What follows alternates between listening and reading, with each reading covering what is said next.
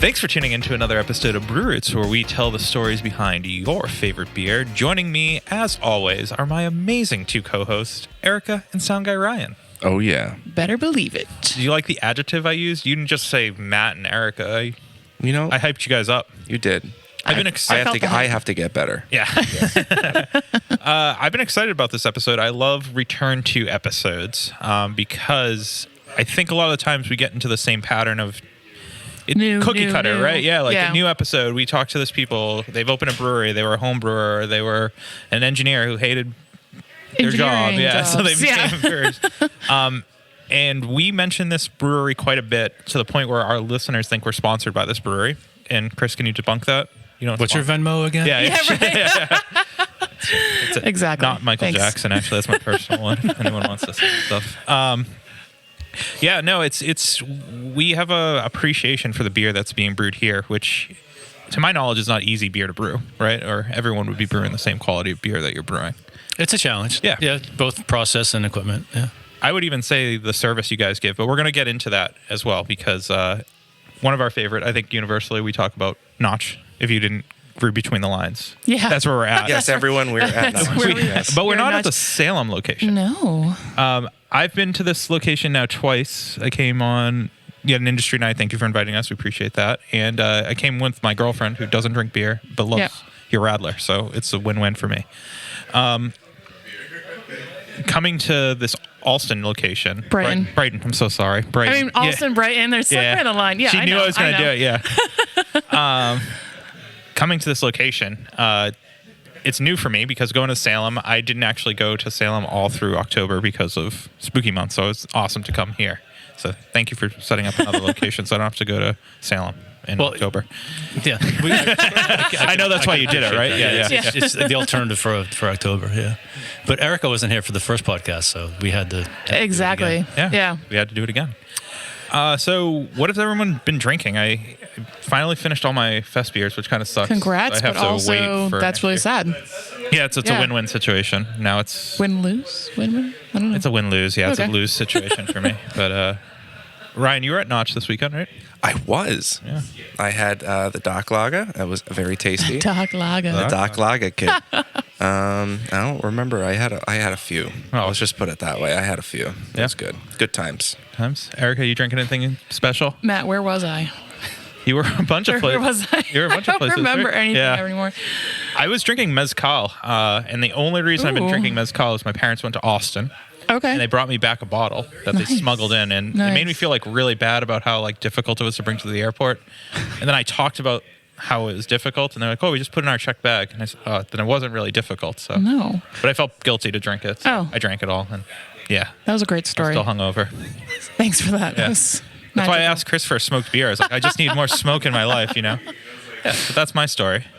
That's a great story. Yeah. Chris, I can't top it. Did you drink anything good?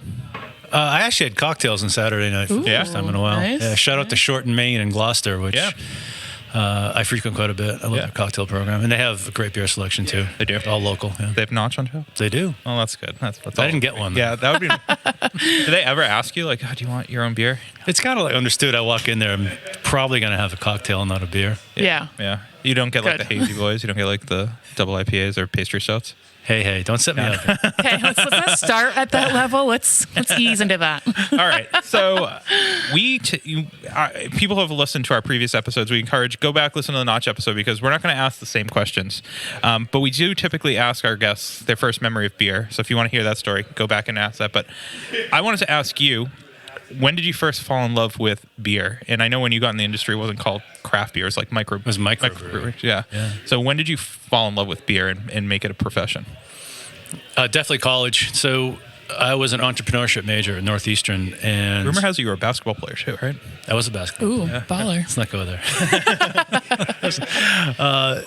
So I was an entrepreneurship major, and I had a class where through the Small Business Administration of Massachusetts, we got to act as a consultant to an existing business. And I got paired with a brewer who was trying to start something in Boston. He was from Florida. And at the time, I was drinking Rolling Rock and whatever was cheap.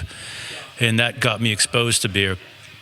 And he had worked at Catamount, RIP, which is in Vermont, in a one of the first east of the Mississippi to be a production brewer. And Catamount made solid beers. Yeah. The Catamount Porter my dad still talks about. Great dark beer. They made hop-forward beers in a way that I'd never tasted. And, that kind of opened my mind to, wow, these are beers of flavor I really love to drink. Yeah. And that was it, Catamount, and then I started drinking Gary's, and then, like anyone who gets into good beer, it's like, all right, just to open the floodgates for me. Yeah. Kind of like collecting vinyl. Like, to me, it's like you can't stop. I don't know. So you started Notch in 2010, right? That's right, yeah. And before that, you were at Tremont. Yeah, so I was a co-founder at Tremont in Boston. It was the Charlestown neighborhood.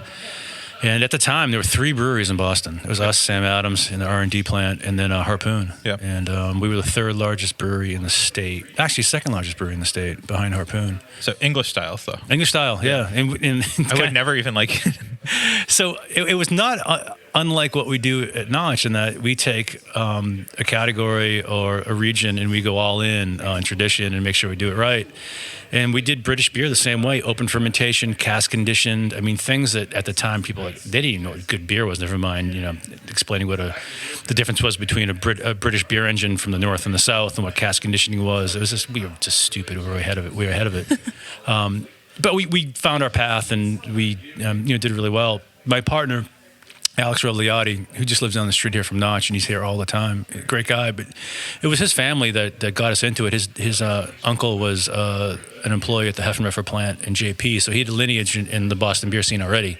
And so, I kind of jumped on board. I jumped on his back, and we did that from 93 to 2005. Wow. Yeah. So then we got out of the industry, and then I kind of got back to my engineering gig for a few years, and then just basically formalized Notch in my head to launch in 2010. Is it fair to call Notch a Czech style brewery? It is. It's not it's probably the majority of our production, but we do more than that. But that's kind of what we're known for.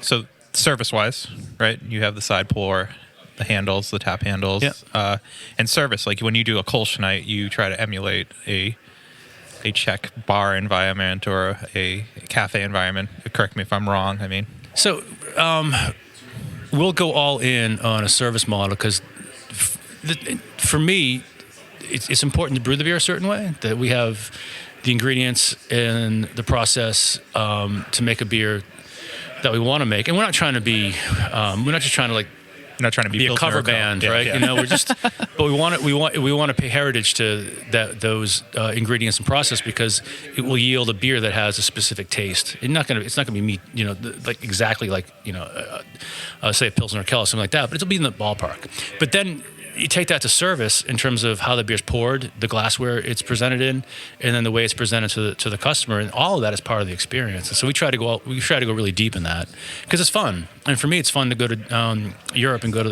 Kolsch is Cologne, or Pilsner is Prague or Pilsen, and experience not only these great beers that are brewed wonderfully, but how they're served and how different they are from the U.S. And we just try to bring a bit of that to the United States in a way that is fun. It's not heavy-handed. Like Kolsch night is one of the funnest nights we do. It is. We've done that. Yeah. I mean, you sit down and you don't even order. Beer comes to you and it keeps coming. And it's just assume you're going to continue to drink. It's just, we're doing it again in early December. We're going to announce that probably later this week. So we try to reflect on the influences of these beers and where they come from in service all the way back into brewing. Yeah. So that kind of leads into another question. You're talking about, the differences between the cultures in Czech and here in America. Beer culture, I guess, right? Chris, just tell us which one's better. Do you like American beer culture or Czech? One's not better than the other. They're just much different, right? I mean, we're really good here about experimentation and pushing envelopes and boundaries and going in directions that a lot of brewing nations won't go, because they've kind of found their groove and they really like it. And it's been part of their culture. Where the United States is so young and we're a bunch of mutts, and we just kind of take everything and just throw it against the wall and see what's really fun. Where you go to the Czech Republic or Germany or London or UK or wherever, and they have these I think Jeff Allworth, who's a writer, I believe he just talked about the national heritage or the national tradition, and that really kind of stuck with me. Like, these are things that are ingrained in people, and this is like part of the pub culture of London, the pub culture, the beer hall culture of Germany and Munich and of Prague. And these things go back in generations, and they've refined it in a way. It's just perfect. You can't improve on it. Yeah. Yeah. You went to the Czech Republic right before the shutdown here, and you went with you went with Brew, right? Yeah, Brianna and I went to Czech Republic in February of 2020 before the shit hit the fan. It probably was hitting the fan in the Czech Republic. We just didn't know it. I find it interesting. On another podcast I listened to a couple weeks ago, all the breweries and pubs have their own brewery almost within them, and they're all brewing the same style, but you could go to a different brewery and they all taste different. Like if someone brews pilsner, it's going to taste different at each different one, but it might be a smash recipe. Why is it different? It's wonderful because I found that like pilsner or pale lager, as they call it there, is more of a category, and it's pretty wide ranging. And so when someone tells me that doesn't taste like a Czech pilsner or a Czech pale lager, I'm like, well, which one are you referring to? Because it can be dry and bitter, or it can be malty and sweet, and it's a range within that style, and so it's not monolithic. That's one thing I think. There's been a lot of mystery about Czech Pilsner in the United States because no one's really explored it too much. You know, the American brew has been kind of enamored with, Belgium and, to some extent England. And the Czech Republic was like a bridge too far for a lot of people. I don't know why, but so they're it's more of a category, and each one's quite different. It could be process, it could be ingredient, it could be fermentation regime, it could be a number of things, but it's really wide ranging. Where I think Czech Republic's unique there, where you go to Germany and Hellas, they don't have, it's not such wide. It's got a little bit narrower, those flavors. And then same thing with London, UK. Bitter is pretty narrow. Like, they're all within a category. It's not wide range. Where of all things, I think Pilsner has the widest range of flavor influences. Yeah. How do they make these categories? Like, why is Hell so narrow, right? And the Czech Pils is so wide? Is that just... I don't know. Your thoughts on it? It's a really good question. I think a lot of the Czech brew is a little bit smaller, and they might be the way they do things might be less influenced by what everyone else is doing. They kind of get into their mindset and they go. Yeah. They also Czech brewers they're a lot like British brewers. If they've done something for a while, they continue to do it because that's the way. Because that's just the way you do it. Yeah. Yeah. It's a little bit different. Yeah. Like Unetišky, which is a brewery outside of Prague. Their beers are wonderful, but they're really dry. And Czech beer, on average, is really malty. It's a malt forward, and they're kind of an outlier. Yeah. But they're exporting a lot of beer to the United States, especially in this region. Especially during COVID, and everyone's thinking, oh, this is what Czech beer tastes like. And now everyone's going to think it's dry and it has like upfront bitterness, where it's typically a little more malty. Like, if you have Budvar or even Pilsner Kel, they're a lot different than Unetišky. And so, again, more of a category than like this monolithic, this is the way this beer needs to be. Yeah. We go to a lot of breweries, and more often than not, people strike up conversations with us about the beer. And I find it frustrating. Do you, as a brewer, find it frustrating that more people are focused about talking about the beer than the environment that they're in, instead of saying, like, this is a great beer? This is a great experience. This is a great experience. Mm-hmm. Do you feel that that's in the craft beer industry right now? I mean, it's kind of the way of food culture in the United States in general. That we've taken it to, if you go to any restaurant, people start talking about the food and dissecting it, or dissecting the beer or the wine or the spirits, whatever. And it used to be that was just the experience to sit down and converse and have fun. And to go back to Europe, you sit down, have a beer, and I see this play out over and over. You taste the beer, it's like, wow, this is wonderful, this is great. And then conversation happens, it doesn't include the beer. Yeah. The beer's in the background. It's wonderful, it's great, it's world class. But it's not the talking point. The talking point is like catching up with your friends or your family and the conversation. Sitting at a bench with a table, looking at each other, not staring at a television with a flight in front of you, rating it on Untapped. Yeah. I went there already, but I had to do it. It's all right. It's good to touch on those points. Untapped's definitely a bone of contention with a lot of brewers. It's fucking evil. Well, Chris, it is the single worst thing Said for it plainly. Chris, if I was to say buy Untapped and say, Chris, I can't handle Untapped anymore, can you make it better? What would you do to make it better? I'd just bomb it. I'd get rid of it. That's the best answer you could have given. Just sit down and just analyze beer in a way that you feel this need to rate it and express it to all your friends. It's like you've ruined what beer is. Beer's not about evaluating it. Do you want to talk about it? Cool. That's great. Hey, this is a really cool, dark lager. It has some chocolate notes. And what do you got? That's cool. All right. Did you watch the game last night? How are your kids? How's school? Right? Like, these are things we should be talking about. Not like, how many bottle caps did you rate that? Yeah. Yeah, I've gone away from Untapped as well because, you know what? It's just about enjoying the moment and the beer. And like, yes, this is a great beer. Like you said, that's it. And then just enjoy the moment. Yeah, we've all seen it, right? Yeah. Well, Right. One of the more frustrating things, I feel like I've had to defend your beer on one occasion where I got a pour and it was 3-finger pour of foam. Oh, God, yeah. And you know where I'm going. And people say, well, that's an under pour or it's an over, like you didn't get your money's worth. It's like, no, what it's Cicerone alert. Yeah. Why, are you doing it right or are you doing it wrong? And I'm like, no, but like, I mean, why are people so enamored with like these best practices that are wrong? Well, we've all become experts, right? Yeah. The consumers become expert in that they think they know more than the brewer. Or they think they know more than anyone because they've checked in and Untapped, 2,000, 3,000 beers, and they think they know what it is. Rather than having an open mind about things and wanting to experience, it's a little bit of, hey, I already know what's going on. And every time we post on social media a Lucre pour with one of our Czech beers, two things happen. One is like you should never submerge a tap into a beer when you pour it. Well, most of the time, yes. However, this faucet's designed that way because it pours the beer in a specific way. And then the question of that's way too much foam, I'd send it back. Well, our mugs are designed for that foam, and you get the half-liter measure that you're paying for that's on our board or on our menu. And so I get it. It's new. And so anything new, you have to just bring the consumer with you and educate them. So we don't get angry about it at Notch, at our tap rooms or even on social media.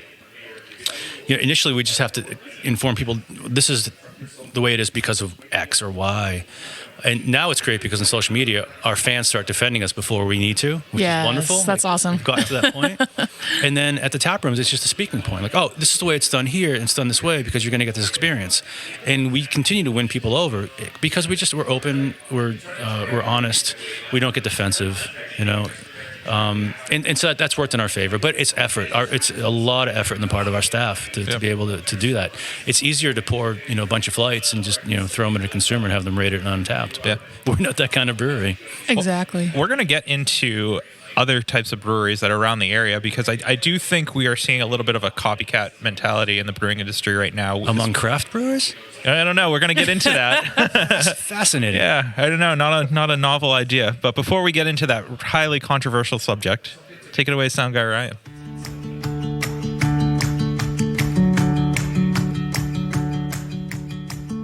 Did you know that your favorite Massachusetts breweries use hops from a local family-owned hop farm right here in Massachusetts?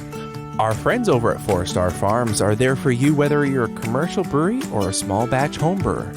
Make sure to head over to their website today and get your hands on some of the best and freshest hops available locally. Cheers.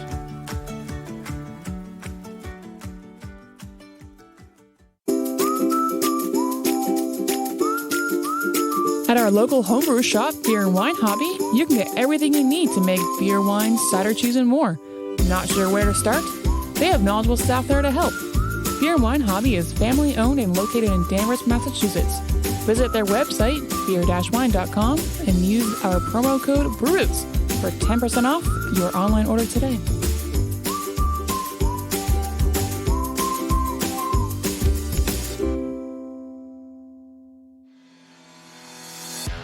Shirts on Tap is the box subscription service for craft beer lovers. Each month, Shirts on Tap partners up with 7 different breweries from across the country and collaborates on a sweet custom shirt design. We've been teamed up with Shirts on Tap since the inception of the podcast and are proud to announce a new promo code for all of our listeners. To get your first shirt for $5 off, go to the link in our description below and use the promo code. And remember, drink better beer, wear better shirts.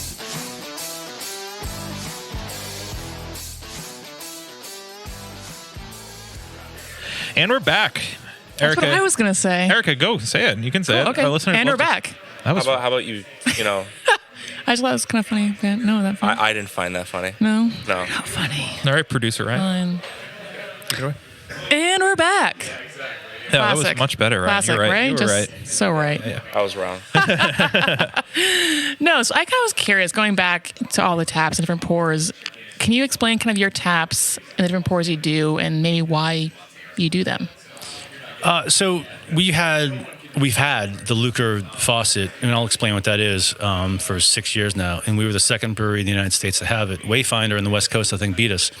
But I just discovered this by being in the Czech Republic and watching the way they pour beer, and this wonderful foam that's created, this wonderful experience of drinking through the foam to this well-carbonated beer, and that was all really wonderful. And so when we built Salem, back to my original point, I wanted to serve the beer as traditional as we were going to make it. Yeah.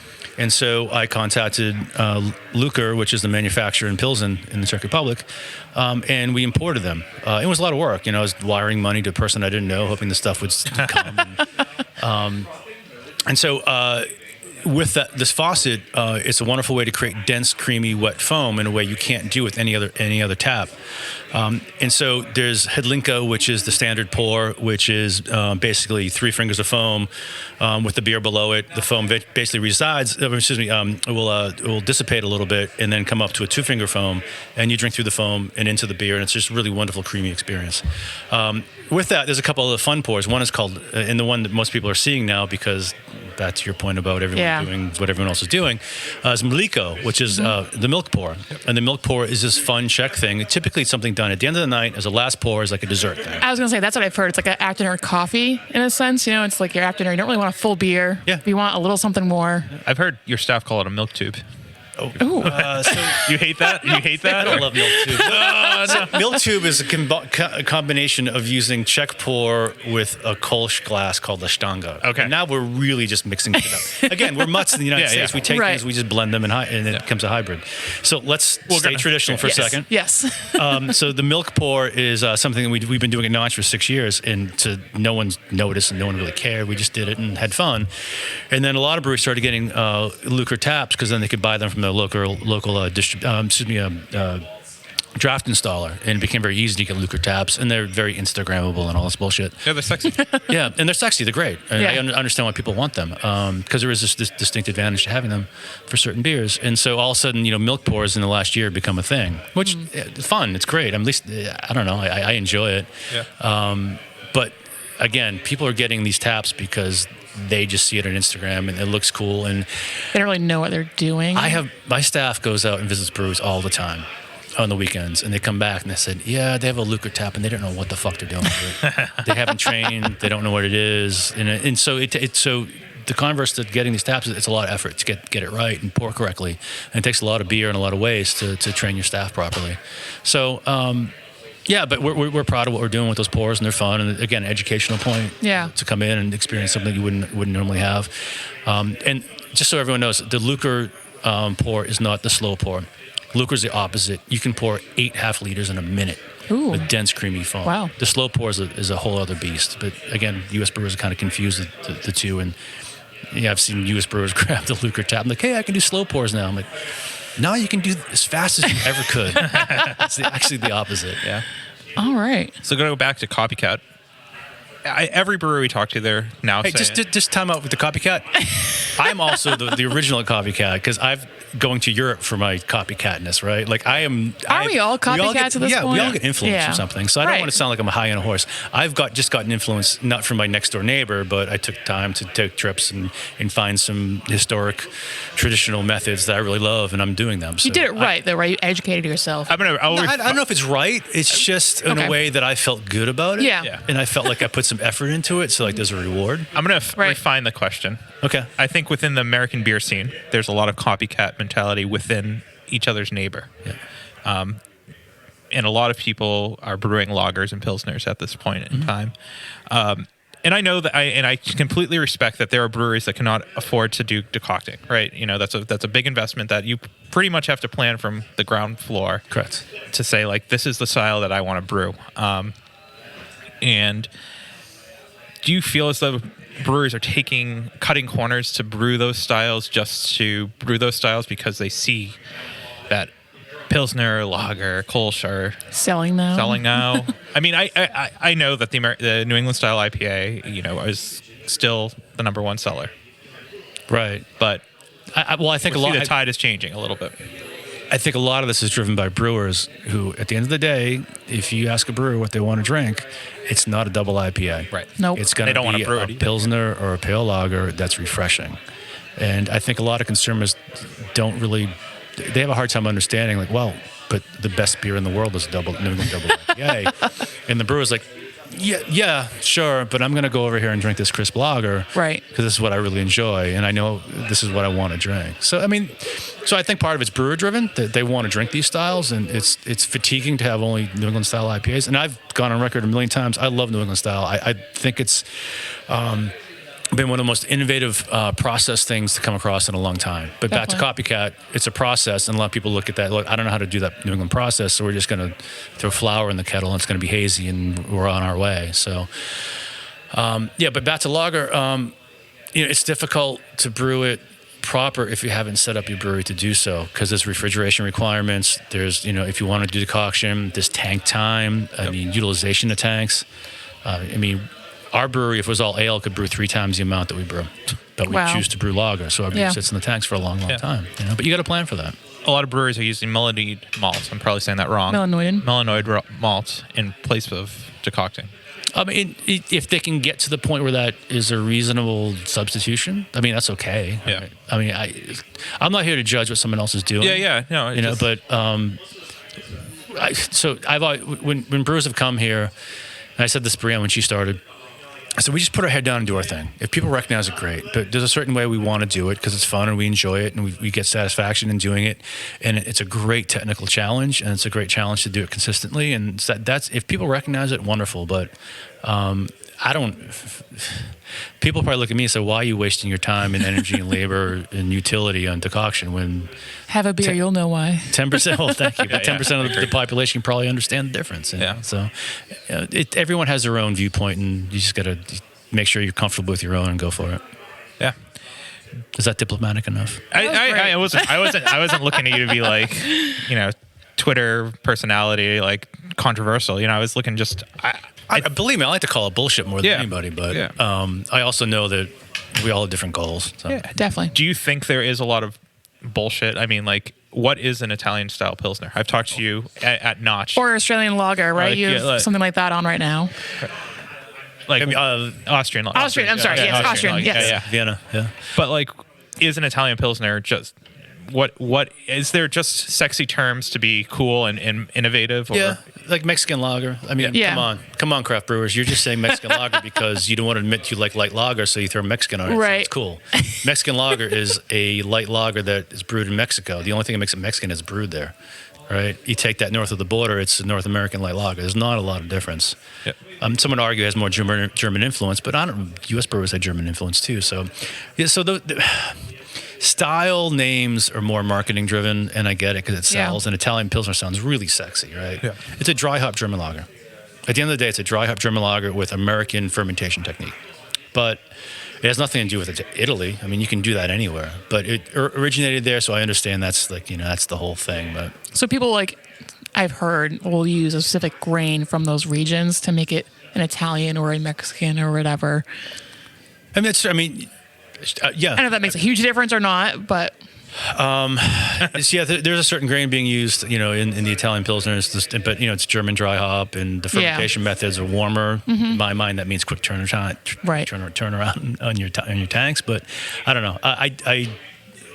We brewed a French pils, right? Yep. And when I heard there was a French pils, I'm like, oh, here we go again. It's just a fancy name. And we did the research on it, and it has, French pils malt is a French hop, Strissel's malt, and they did the decoction cereal mash that was pretty cool. And so we did it, and it was really wonderful and different, Yeah. Okay. People could look at me and be like, well, that could be just a German beer with some U.S. influence and a French hop. Valid, Yeah. Valid. Okay. Yeah. Cool. So we're in the Brighton. You almost did it again. We're in the, it's also in Brighton. It comes from AB. Sure, yeah, I don't know. Okay, the Brighton tap space. You have 2 locations, and you're brewing the same beer at 2 locations. Correct. Water profile different, or are you getting the water from the same source? It's both soft water. So Salem is Ipswich River, and then Boston is Quabbin Reservoir, and they're both really soft surface water. A little bit of calcium chloride, which is really good for the beers that we brew. So water quality is the same. Brighton is a little bit different in that we're doing mostly lager, and of that, actually, we're doing all lager here, and 90% is Czech lager only. So you asked me the question, it's a Czech lager brewery. Like Brighton's definitely Czech lager. We set it up here to, like we do in in Salem, multiple decoction, open fermentation, horizontal lagering tanks, and all that. We do serve directly from the lagering tanks here. Okay. Which people think is, that's really cool. It's like, Does it make it easier? It makes it less labor intensive. That's right, exactly. It doesn't make the beer better. Yeah. I mean, it's one less touch. But we did that here because we had limited space. Can I launch into Brighton? Yeah, let's do it. We'll get more controversial later. Yeah. So we are in the Charles River Speedway, which is on the National Historic Register for its historic relevance. It was built in the late 1800s as a racetrack, horse racetrack. On the Charles River. Oh. Yeah, so before Soldier Field Road was built, if anyone knows the neighborhood, the Northeastern Boathouse is right across the street from us on the Charles. And so where we're sitting is old horse stables. So the entire brewery and tap room It looks were horse like stables. Yep. And then the beer garden itself is where the horses came in the courtyard before they went out for the race. And it was trotters, like there was a buggy behind the horse. It was a mile long down around the river. And so that went away in like 1920-ish when Soldier Field Road was built, but the building remained. It became part of the state property parks department. And then that lasted up until maybe 20 years ago, and this building sat in disrepair. And so the state owns it, and they contracted a nonprofit developer to renovate it and then caretake it and then run it. And so they asked us to be the anchor tenant. So we take up 24% of the facility, and the rest, which is just opening now, are food stalls and retail shops that abut the beer garden. And just to give perspective, the beer garden is every day 288 people can expand with, there's a stage, and the beer garden can expand to 500 people. That's awesome. And the tap room has 180 person capacity. But that's not it. Behind us, you haven't seen yet, is a event space called Garage B, which is 288 person capacity as well, live music, markets, that kind of thing. So it's a pretty activated space. It's a lot of fun, a lot of things going on. And there's a cocktail bar that's going to be going in behind us as well, in the old cow barn, which is down That's there. awesome. So it's a really cool property. It's really great. A lot of nooks and crannies. It feels very European. When I walked in here, it felt very Bavarian or Bohemian in its structure and the way it looks. And you can stand out in the middle of the beer garden and never know you're in Brighton or Alston. Yeah, now I'm I starting love to say that. Alston because Sorry, I'm an asshole. wow, you're a bad influence on me. When we first talked, 3-4 years ago when we did the first interview, I mean, I don't know if this was even on your radar. When did this come into fruition? I never thought we'd do a second location. I thought Salem would always be our home base when we build there. We had a couple of people come to us and say, you should really look at this property. So I'm not looking. And for some reason, I was in the area, and I said, all right, I'll stop by and take a look at it just for the hell of it. And I still to this day do not know why I showed up here and looked at it. And once I stood in the courtyard, I said, this is going to be a beautiful beer garden. We got to do this. Right. And so that was 4 years ago. Put the plan together, started construction 2 months before COVID hit, and then everything shut down, and we stopped construction for 9 months. Whew. And if I'd had a for-profit developer, Notch wouldn't be here. We'd be out of business.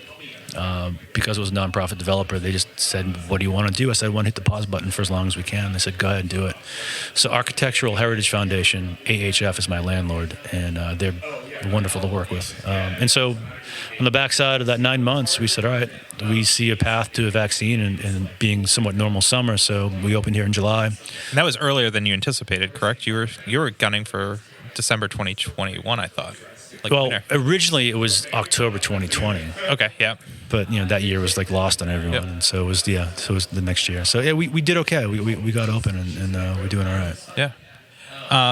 How does the space kind of differ than Salem?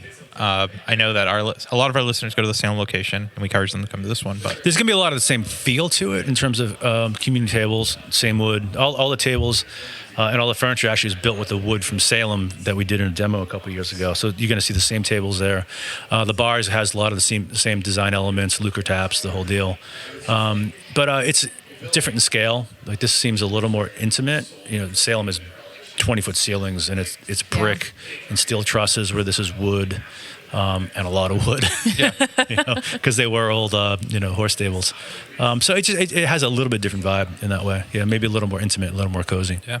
I noticed events, and you guys are having more pop-ups and food trucks at this. You have a ton of events here, I feel like. Yeah, it's a very activated space, and a lot of those aren't even our events because we're one of many tenants here, and our landlord activates the space a lot in the event space as well, for markets and whatnot. So yeah, it's good because it's not all in our back to do all that. Salem, we do everything. Every single event is ours. We're here. It's more community based in the way that it gets done, and we're doing live music in Brighton as well, which is something we didn't think we were going to do. And then COVID hit and we lost a couple, venues. And Cody, who's our server, was the booker at Great Scott. Oh, wow. Yeah. Cool. So we just started talking about live music. And next thing you know, we have a stage in the beer garden that we're activating for live music. And then in the brewery, in the tap room itself, we're doing live music in the tap room on Thursday night. So Thursday nights only, but that's our live music night. That's really cool. awesome. So all local, all original live acts. Last year, kind of hell froze over. You brewed a pastry stout. It was so good. Yeah. Listen, I took my notes. That was a long setup. Why did you brew a pastry stout? I mean, you did it. I in follow your you own on Twitter. way, I mean, I know that you but specifically talk shit about it, but I mean, We had just been through a year of a pandemic. yep. And so, just take a look at, Salem, we didn't open inside for 14 months. Yeah. I remember seeing you be employee uno. I was the only employee for 3 months. Yeah. You went a little grayer. Oh God, a little. I have my hair still. Yeah. A lot grayer. So the second round of PPP came in, and I basically paid people to stay home. We weren't open inside. The beer garden outside wasn't rolling, and so I would brew. Brienne would come down when we canned. She'd do some transfers, and then I was basically it. And so, as we started looking towards ramping up to the summer, Brienne and I were like, we got to do something. We got to do something fun. This has been a real grind, emotionally, physically, the whole deal. And so every year, in Salem, again, Polish community, we do the Polish festival, Punchki, which are Polish donuts. They come out around Lent, and we would always joke there'd be a wonderful pastry stout. And so we just started, spitballing. I was like, what if we said we're going to come out with that? Everyone thought it was a joke because it was April Fool's. Yeah, That was the me whole too, thing. right?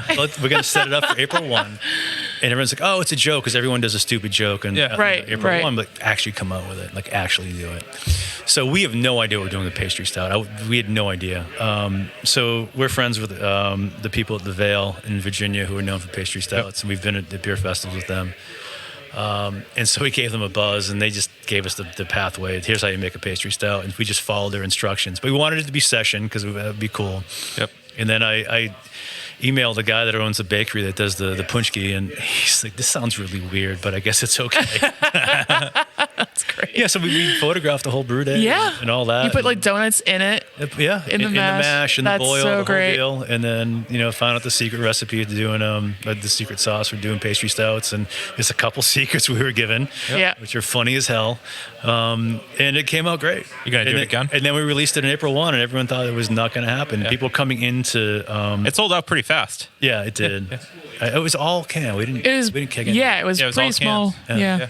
And then we had people coming and picking it up and taking photos like they actually did it. Yeah, we did one. I had one. Yeah, it was Yeah, like, so it was But it was Yeah. done so well. It was clearly in the Notch style. It was clean. It was easy drinking. Yeah. It wasn't overly sweet and gross or whatever. It was honestly great. yeah. So You're gonna do it again? That was basically a veiled Yeah. collaboration that wasn't deemed a veiled collaboration. But any plans to do something like that again? Oh, we can never do it again because we could never pull off the joke. Yeah. It was one and done. We'll was never be able to perfect. do it again. Yeah. Thank God. So one thing I'm glad that you are continuously going to do again is pitch line pills.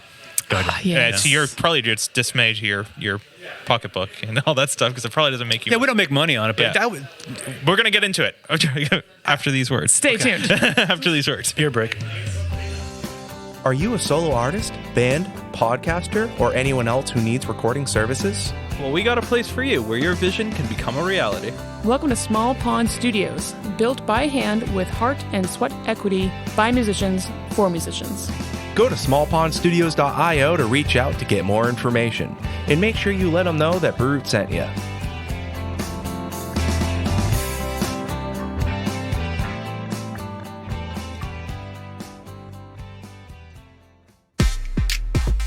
Hey, sound guy Ryan here. Didn't know if you heard, but we're a part of the Hopped Up Network. There you'll find other informative podcasts about beer. So go ahead, follow them on social media, and visit them on their website, hoppedupnetwork.com, to learn more about the people, beer, and breweries from around the country. And until next time, thanks for listening. Cheers.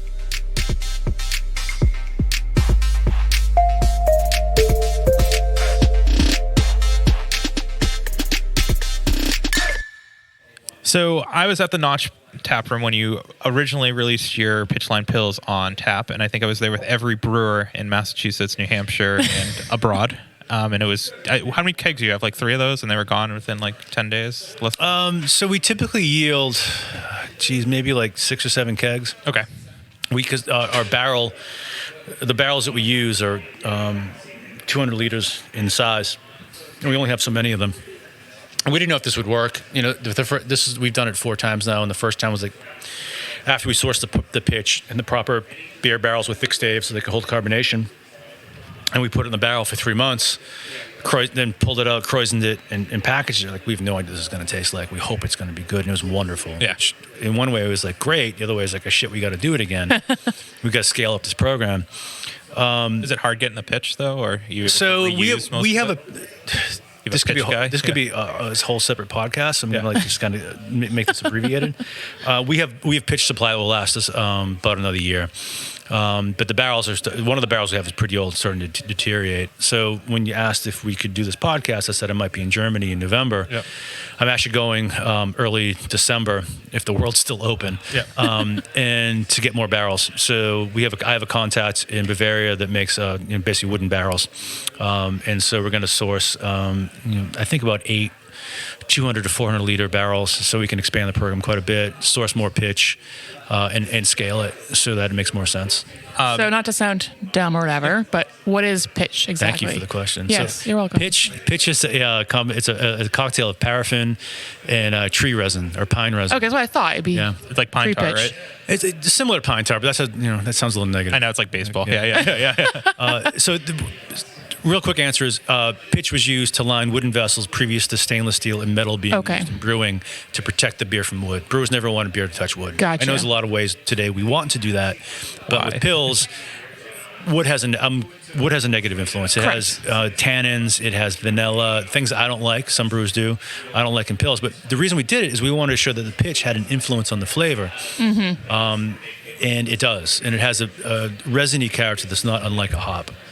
Some people say, why do you go through all the effort? It's like, well, because it's fun. We're going back in history and discovering things. Again, this could be its own podcast, our own show.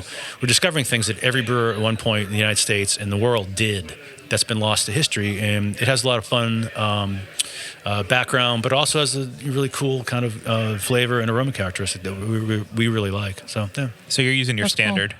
The standard is what we use, yeah. Next year's our 12th anniversary, and we may do a different beer within the Pitchline Pills for that line, just making an anniversary beer. Every brewer will be there. It was fun to be there because I gave the presentation, and I looked around the room. It was like all brewers. And I was like, this it was one of the funnest days I've had in the industry in a long time, and that came 2 weeks before we all shut down. So I'm glad it happened when it did, and we got a chance to do it. Yep. So now you bottle it. And you've done a couple one-off bottles. You did your hef. Yeah, so we're doing some bottles. They're really limited, like not a lot of cases, but in circumstances where we just don't think the cans are appropriate packaged. Like, Pitchline Pills seems like it would be a shame to go into a can. It needs to be in a bottle. Yeah. Maybe we're doing half-liter, thick-walled German bottles. And then we're doing hef, because hef needs a high carbonation level to really make that beer shine. You can do it in a can, but it's better if it's in a bottle with high carbonation. And so, some things we'll go through the bottling. I say bottling line. Yeah. It's a forehead manual filler. It's really fun to do, I'm sure. It is. It's good. I prefer bottle. Yeah. I always have. Do you find yourself in this time right now, there's supply chain shortages, right? We're not going to get into that because I think every brewery and every industry is experiencing that. We're going to make a beer called Supply Chain. Are you? It's never coming out. Yeah. It's going to be delayed. I love it. I love it. Is that? Are we going to see the industry shift more to bottles? Do you think because of this? I thought that during COVID. I was actually warning my wholesalers, like, we're running out of cans. We are on an allotment from Ball, the can manufacturer. Our wholesalers like, no, don't do that. I said, well, maybe our only choice. And then people did move to bottles. Now there's a bottle shortage. Yeah. Like we serve top. We've actually top noticed that in the homebrew section. Really? Yeah. So it's happening. Oh, it's happening. Some of the sparkling water we serve at the tap room we can't get because they can't get the bottles, and these are big companies. Yeah. So it's all over the place. Your can art has changed during COVID. You're using it's like a Tennessee style. Is Nashville style, like a concert art? We had 15 styles of beer in process that were supposed to go to draft when COVID hit, and they all had to go to cans. So we had to quickly move to a can label that was different, and Mora O'Connor were used for a lot of that. But those were really quick turnaround, just get it out. And then we had a lot of time because we knew COVID wasn't going to end anytime soon. So all right, let's make these more in our style. And the Notch branding is all based on Hat Show Print, which is a letterpress printer in Nashville, Tennessee, which typically does country western, modern day rock posters, and that's always been our influence. So we use that influence in all the can art, moving forward, and there's a way for us just to kind of like expand on the brand. So the thing I like about your can art, I think a lot of the times I hate going to the package store now because I don't know what's in the beer. It's like maybe written somewhere in the corner. Very small. You can't find it. I appreciate that when I buy your beer, it tells you everything you need to know about that beer. Yeah. It's very clear. Yeah, I mean, there's definitely been an adherence to a narrow aesthetic with can labels, and a couple got really popular, and everyone else kind of followed. And I walk into a store like, I don't know who any of these brewers are. I don't know what's in the can, and I just walk away. A lot of them I probably want to try, but I just don't have the time. Yeah. I'm also old. I can't read. I want to get my readers out. And So what we try to do with the cans are we try to, one, have fun with the front, and the back is like a description of process and, flavor in a way that we hadn't done in the past, just to differentiate it. And when people read it, they may not know what all the terms are, but then, hey, what's this? What does this mean? They can be informed consumers. Yeah, and then they can do a little bit deeper dive into it, and they could just ignore it too. Non-alcoholic beer. Oh, you've dug your toes into that, I'm guessing. It's something I've always wanted to do, but the technology was too prohibitive in terms of its expense or its accessibility. And in the recent past, it's becoming more available. I like the NA category because, I want to drink it. And it makes sense for Notch. We've always had a low alcohol, modest alcohol kind of bent. And so it makes sense for us. But I haven't had a lot that I enjoyed, and so like any brewer wants a challenge, and let's see how we can get better NA. And so just before COVID hit, we were working with a group out of MIT on some membrane filtration technology and doing tests in the tap room, and it was working pretty well. But that group basically during COVID just sold to somebody else, and that pathway got denied. But we did find someone else who was doing something what I think is better, and so we have a technology partner we've been working with that does it's a number of processes to get to the NA that other people aren't doing right now. And so we're in pilot batch right now. We did a Pils New England style IPA comes out in mid to late December, and then based on those pilots, we're going to scale in late January, early February for NA distribution, and that's something we're going to go all in on. I like the beers. It's something I want to consume. I think our consumer likes it. It's been a very big seller for us at the tap room. That's awesome. We sold some through distribution channel, which did really well, but we sold most of it right over the bar. Yeah. Wow. I was amazed how many NA beers went. Like on tap or just in cans? Can Yeah. anywhere. Do you think Okay. people are buying it just because it's new? Like it's like, oh, Hype. this is... Well, we have a lot of people come in and don't want to drink. Yeah. Like they're here with a group and they don't drink and they get a soda, and now they can get NA. Yeah. Right, and or they can take a round off, or they're driving, or what. It's a good there's a option. litany of reasons why you move to an NA. It may not just because you don't drink at all. It's just you want to take a round off. Like, Yeah, absolutely. Where do you see both locations in 5 years? Where do you see Notch as a brand in 5 years? Post-COVID, it's a really hard question. I've said COVID 20 times in this thing. Honestly, I'm just looking through getting to next year. Yeah. As a company, we did okay. We didn't do great. And, we got a hole to dig out of. And I'm confident we'll get through it, but we have a couple of long winters. We have a long winter to get through. I don't know what's going to happen. Yep. And, once we get into early next year, we'll have a better sense of how we're going to do and then get back to normal. But beyond that, beyond the immediacy of another dark winter is we want to expand distribution territory. We want to expand SKUs. We did a lot of things over COVID that were great in terms of we put a lot of beer in cans we never put before, and we got consumers exposed to us that never would have been exposed to us. So there's a lot of demand for our lager that we haven't made at scale, and so Salem's going through an expansion over the winter so that we can do more cans direct to our wholesalers and to retailers and on premise through draft. Are you guys getting a canning line? Or are you Not still yet. going to go through Ironheart? Not yet. Still go through Ironheart. Yeah. Cool. And then, I always say this is the last expansion in Salem, and we keep expanding. So who knows? Maybe we take over that whole building someday, and we have a restaurant in the front and in the back. But so that's immediate need and desire for Salem is to maximize our production there, and to all the expansion we're doing right now is earmarked for cans. Because we have a lot of pent-up demand for a lot of the lagers that we do. We just haven't been able to get out. And for Brighton, we're still not fully activated here in that a lot of the food stalls and retail shops are coming online this winter. Yep.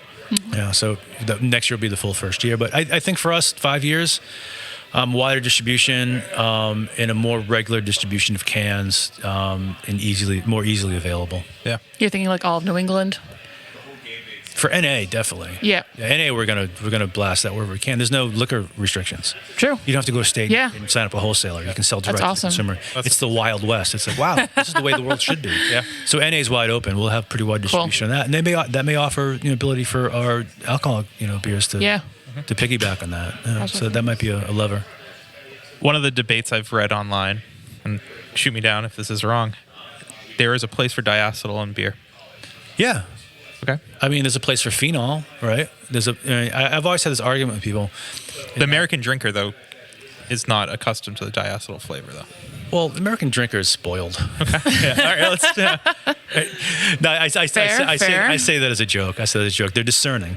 You look at Belgium, right? There are flavors in those beers the Germans would scoff at. I don't want those phenols in my beer. I don't want those tart characters.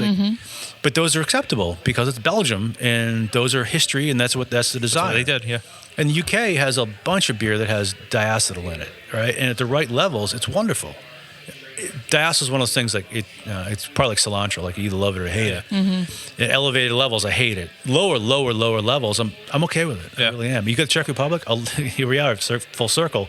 A lot of their pale lagers have a slight hint of diacetyl. Pilsner Urquell is a perfect example of that. It's there. Yep. But people are more sensitive, like cilantro. Yeah, it depends on the individual. So I know it's a polarizing, aroma, but I don't think it should be something that's it shouldn't be in something, right? If it's the desire and it suits the beer well, I'm okay with it. That's difficult for someone who maybe is sensitive to it, right? And hates the flavor. It's difficult. It's is it a bad beer or is it correct, but they're just sensitive to it? Right. It's hard. Think of a hef, right? A Hefeweizen. Do you like banana? Yeah. Yeah. Right. Do you like clove? Those things may be very off-putting to people. I have friends True. who love beer and they won't even look at a hef because they hate those characters. Right? Yeah. So it's in the ballpark. I have a very my threshold for diacetyl is pretty high. I have a blind spot at a certain level, and so in the brewery when we do sensory and we do no-go on getting a beer to its next stage of fermentation, we have 3 people that, because we don't have a lab with high degree of precision, we have to rely on sensory for the diacetyl test. And so there's a lab method to get it to the point where you're going to be able to expose diacetyl, and then we have 3 people give a basic smell test, and go no go. And I'll say no, and they'll be like, that's not good enough. I need 2 other people to say no because I can't smell it at a certain level. So maybe I have a little more warm to it because it doesn't hit me over the head like some people. Yeah. Yeah. It's interesting. Notch beers don't have diacetyl. I have not had. The goal Or is, it might, but the goal is not to have it. Yeah. I mean, Czech beers, you can argue some of them should have it, but our goal is not to have any. For the reason you just brought up, the American consumer isn't really in tune with that. And it's okay, right? Mm-hmm. We have to, we can't be so, heavy-handed that everything must go. It's all right, we'll definitely take a look at what people want. We're a business, we got to sell beer. Yeah. So we want people to come to Brighton. Oh my God, I did that on Great purpose. job. You said Brighton. At the I'm Charles River impressed. Speedway. To the Charles River Speedway. Chris, where are you physically located? I know everyone's going to just type into their GPS Notch Brewing. Oh, good. Brighton. Yeah, but 525 Western Ave in Brighton. it's actually a pretty easy drive to get to. Yeah, Just we go have down we have a parking lot, additional parking on the weekends. It's usually not an issue for parking here. And same food menu, and you don't have the same lineup that you have at Salem. So in terms of the beer menu, they're very similar. We'll have one or two that vary back and forth. Some Salem beer will come down here, some Brighton beer will go up there. But for the most part, they're similar. But like right now, we have a brand new beer called Chernay Special, which is a stronger version of Chernay that's available in Salem, not available in Brighton yet. So sometimes there's some oddities like that. We don't have food here yet. Okay. From Notch, we are on the beer garden. We're opening a stall that will be a food, basically food stall that's similar to the food menu we have in Salem. I just have to applaud you for adding pierogies finally. Yeah, it was kind of an obvious thing. Like, why don't we have Yeah, they're so good. Yeah, so Zhaju pierogi is what we're using, and Ooh. definitely in Salem it fits, and it's been those have been such a home run. Yep, definitely. So we try to do European beer snacks. Like it's something that you may not go there for lunch or dinner, but you go there, you can get a full meal, and it's highly influenced by where our beers come from. That kind of feeds on that same theme. Yeah, Definitely. I only know of you guys doing one collaboration, and that was the Trillium and the Cloud Water. Trillium, Cloudwater, Vale. Is the Veil one official, or is that It's unofficial. It's unofficial. We actually did another one with them that never came out. Yeah. Okay. Yeah, we just shelved it, so we got to reapproach that. And then we've had a lot of guest brewers over the years. True from Colorado, Idle Hands locally, Ben Howe, who was at Cambridge, who did Enlightenment. Yep. He now has a brewery out in Washington, in Washington. Yeah. He's going to come out, and we're going to do that'll be a true collab. And I'm going to go out there and do it with him as well. Nice. Ben and I geek out about lager, and he brewed in Bamberg for a long time, and not for a long time, long enough to learn. Yeah. He's too young to be anywhere for a long time. So we're going to do something with him just after the first of the year. So, but, I mean, What do you feel about collaborations? they're hard because I think a lot of brewers will agree with this. It's like brewers end up doing things they never would do anyways, and so why are you doing them if you wouldn't do it on your own, right? So they have to be something that we feel good about, that the two coming together are really doing something you wouldn't have pushed that envelope. And I think the ones we've done have been true to that. And if we don't want to do something, then it's just a guest brew, and they come in and do whatever you want. We'll show you how to use the equipment, and then it's yours. Your name's on the board. Yeah. But we haven't been there in a couple of years for obvious reasons. I won't say that word again. Yeah. Volt good. Project. The Volt Project. Yeah. Yeah. I haven't seen a drop recently. So Volt Project, we have nothing on the board right now. Once in a while, we'll come through with an IPA. We have Chernay Special in Salem at 5.8%, which is so Volt Project beer. And then just sneak peek, we're going to do an expanded Stark Beer Fest. There's a strong beer in Germany. There's a festival associated to that in March. And typically that was our lagerhead, Yeah. Doppelbock. Yep. We're going to have a number of strong beers this year. Cool. Yes. For that festival, just to add to that mix. And there's been a bunch of beers that I've wanted to take a crack at now with the expansion, that we're going to be able to do that. So they're all German influenced. That's awesome. And now I want to talk about this for a second. Yeah. So I love, just to simplify it, because I don't know the proper terms, the hot poker that goes into the beers. Yep. That's awesome. Yeah, so so basically, just caramelizes the beer in a sense. So it's interesting. That's what we thought. So it's basically a steel rod, if you will. It's called a loggerhead, and sits in a charcoal fire, very high temperature, and then it's submerged into a bock, typically a doppelbock. And we had only seen this through video and whatnot. It's a German thing that actually the Midwest does a lot of. Shell's out of Minnesota does it at their festival, and what happens is when that poker goes into the beer, it's a nucleation point, and so carbonation is created. So it never touches the beer itself. It creates carbonation comes out of the solution. Yeah. The foam hits the rod, and the foam caramelizes into this like marshmallow. Yeah. Yeah. And so you drink through this warm marshmallow cap into this cold beer. It's cool not sensation. at all what we thought it was going to be. Yeah. It's a really great discovery. So it doesn't really caramelize the beer at all. The beer stays cold, which is even better. Yeah. So yeah, we do that, and It's the best. yeah, it's so much fun. And it really is. I've almost bought myself one because it's just We're so gonna cool. try it at home? Yeah. I wanna see Why it, not? Well, again, COVID word once again. So during COVID, that March, everything shut down. We had to cancel Stark Beer Fest. Right. That's right. And so we canned all of it. And so we had a ton of Instagram stories about people just grabbing the cans and doing it on remember their that. own. Yeah. That was. I watched that was a Bree lot do of it, and fun. I was like, I don't think I'm brave enough to do it. So it's like, No, it's you can't hurt yourself. Yeah, Well, you can. you can. I think you can do it. yeah. We've mentioned Bree a couple times. What has it been like since she's departed Notch? It's been tough. I miss her. We worked together very closely for 4 years, and it was really rewarding in terms of what we did and what we created. But she moved to Portland, Maine for personal reasons. And when she said she was moving to Portland, Maine, she had in her head that she would be able to make the commute. And She tried that for a while. she did. And Kudos to her for that. when she gave me the word she's moving to Portland, Maine, I was like, all right, the clock's ticking here. And she lasted, I think, for 8 or 9 months. Yeah. And finally said, hey, I'm going to give you 3 months. I got to go. And, it was a good time because based on everything that happened, with the Me Too movement and craft beer, it was a mental and physical drain on her. For sure. And she needed a break. Yeah. And I was shocked she did what she did for so long. And so she's been focusing on those efforts primarily and going back to school as well. So good mental break, good ability to focus on some really important things. And we still chat and, back and She forth. still shares Notch stuff I see all the time. Yeah, again, I'm going to Germany, and she's going to Czech Republic at the same time. We're trying to figure out where we can meet for one day somewhere. But she's always welcome back. I gave her a Stitch Fast. Stitch Fast is a German gravity keg that she can always come back and refill at any time. And I'm sure she'll be back for some special projects here and there. I'm pretty certain of that. Yeah, but we miss her. Yeah. Anything frustrate you in the craft beer industry right now? I don't know. Come on, there's so much. I've definitely softened. I think we've all been through so much that just coming out of the backside, to have a sustainable business with people that love you is the best you can do. How you get there is like your own way. Yeah. No, I don't know. Yeah. I don't have it in me anymore. That's all right.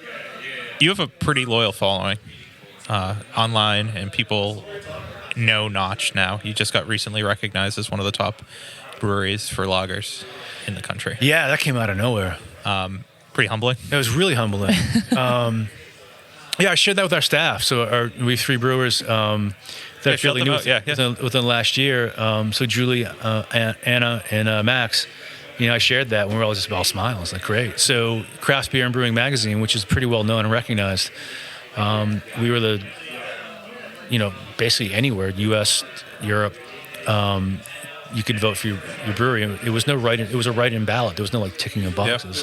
And we were number 12 for lager. And last year we weren't even in the top 20. Yeah, that's huge. Especially over COVID, you did that over COVID. I think a lot of it was we put beer in cans and we put it out in the market. Yeah. People, if otherwise you had to come to Salem, right? And it was really hard. So that was definitely humbling. And then favorite small brewery, I think we were 13. Yeah. And the other thing that happened recently was Mark Dredge, who's a British writer, came out with a book, Best Beers of the World, and on a page of Pilsner Kell and Unitiski is Notch. Yeah. It's 3 great pale lagers of Pilsner. So that really blew me away. So humbling. Just happy, You're getting noticed for the Standard. That's been your OG beer. I mean, is that you're come on, we've been brewing that for 10 years. This is the one now where I'd be people are lying following. to say that's not really rewarding, because that was my baby in terms of, when Salem opened, to be able to really refine that recipe and go right at the beer I've always wanted to brew. And so for that to get recognition means a lot to me. Yeah. Is that your Pilsner or Kell? Yeah, I'd be lying to say it wasn't a bit of. In the book, it says it's a bit of a love letter to Pilsner Kell, and it is. It's again not a duplicate. No, it's not a copycat, but it's definitely it definitely is a love letter to Pilsner Kell. Yeah. Well, we're gonna drink more beer here at Notch tonight. Yeah. And you just have to come here on your way. So we're here now, and that sucks because you're not here. But make your way down to Brighton, make your way down to or up to Salem or wherever you go, because honestly, we hype up this brewery a lot. It's because we love what they're doing. The service is amazing. The beer is amazing, and you never know if you're sitting next to Chris at the brewery, which is pretty cool. Who the owner is, even if you don't. So he's there, he's present. And I don't think you see that a lot in some American breweries.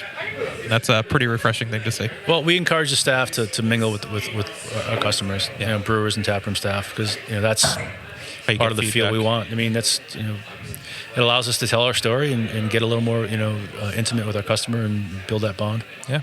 So we'll have in the link below all of the information for Notch at both locations. Chris is giving a talk in a couple weeks at the Salem location. Yeah, the Jeff Allworth Beer Bible. That's this Saturday. Oh, it's this Saturday, so it's already came and gone. It was great. Yeah. God damn, it was sold out. Yeah, wonderful. It was crazy. But keep an eye out for events that are happening at Notch, because they're a lot of fun. And Stark Beer Fest is awesome. Lagerhead Fest and everything that you do. I have a lot of fun. I appreciate it. Thanks so much. We'll be a Cool. Coach Fest. We can't wait. Cool. Ryan, why don't we close this episode out and we'll drink more beer? Cheers. Cheers.